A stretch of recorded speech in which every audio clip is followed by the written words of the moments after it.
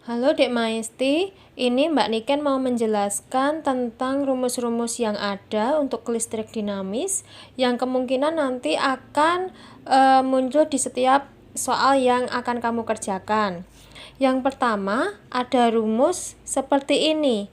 R sama dengan ini adalah hambatan jenis dikali dengan panjang penghantar dibagi dengan luas penampang penghantar. Ada juga rumus hambatan yang menggunakan rumus V sama dengan I kali R. V ini adalah tegangan, satuannya volt, I ini kuat arus, dan R ini adalah hambatan, satuannya ohm. R ini dengan R ini sebenarnya sama-sama satuannya ohm. Nah, sekarang kapan kita menggunakan rumus ini Mbak Niken dan kapan kita menggunakan rumus ini? Nah, jika kamu menemukan soal yang dimana soal itu mengandung unsur hambatan jenis atau mengandung unsur panjang penghantar atau mengandung unsur luas penampang penghantar, maka untuk menentukan hambatan kamu menggunakan rumus ini. Namun, jika pada soal tidak mengandung unsur dari hambatan jenis, panjang penghantar ataupun luas penampang penghantar, kamu silahkan menggunakan rumus yang VIR, rumus yang umum nanti sering kita gunakan. Oke, yang pertama,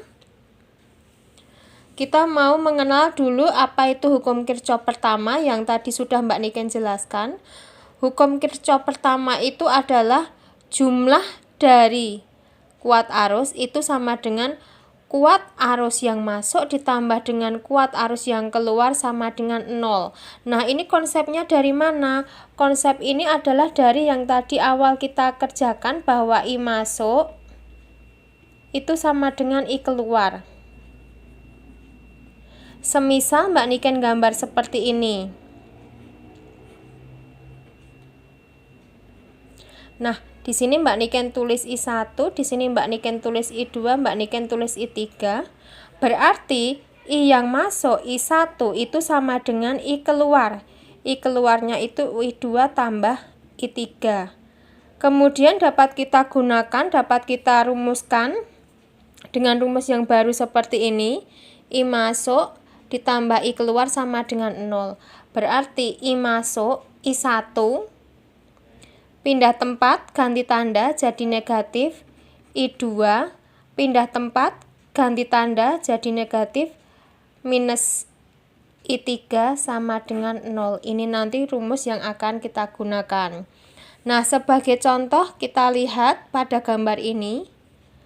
I masuk itu ada I1, ada I5, dan ada I2.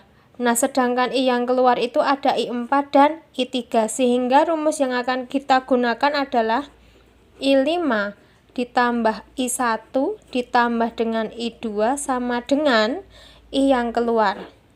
I yang keluar itu sama dengan I4 ditambah I3.